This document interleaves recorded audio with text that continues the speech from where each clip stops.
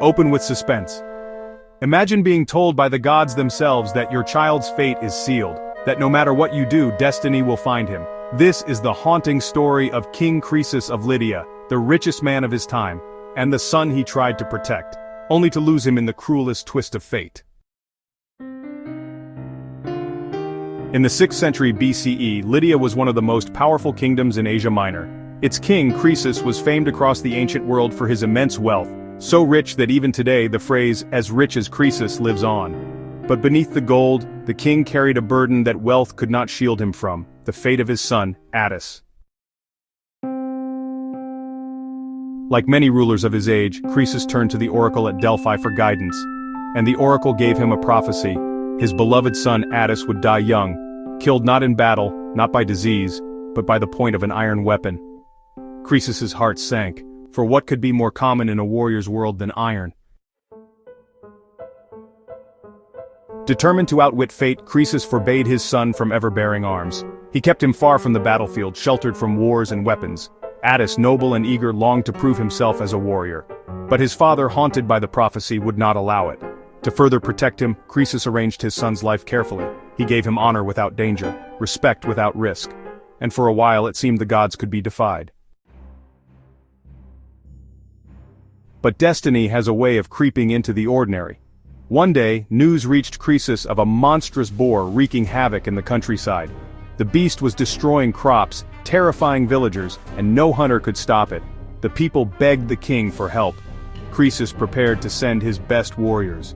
But then Atys came forward. He pleaded with his father, "Father, let me go. The hunt is not war. The boar is not armed with iron. Surely there is no danger."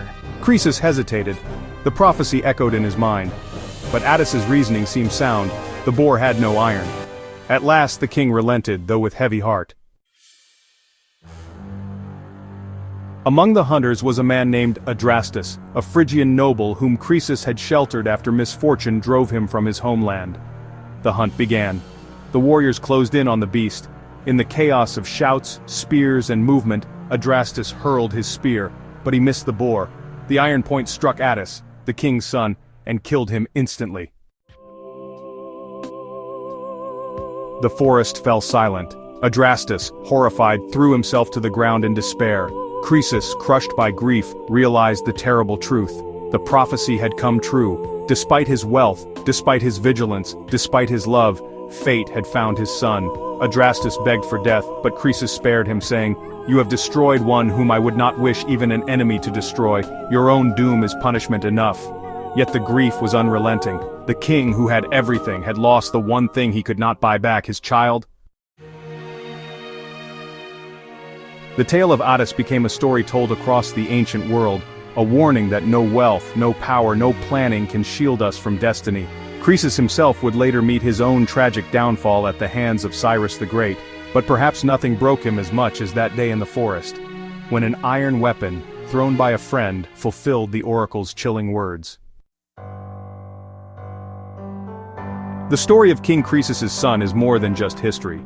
It's a reminder of life's cruel irony, of fate's inescapable grasp, and of the timeless truth that even kings cannot control everything. At Story District, we bring these forgotten tales to life. Stories of kings and commoners, of love, loss, triumph, and tragedy. If you want to hear more stories that history almost forgot, don't just watch.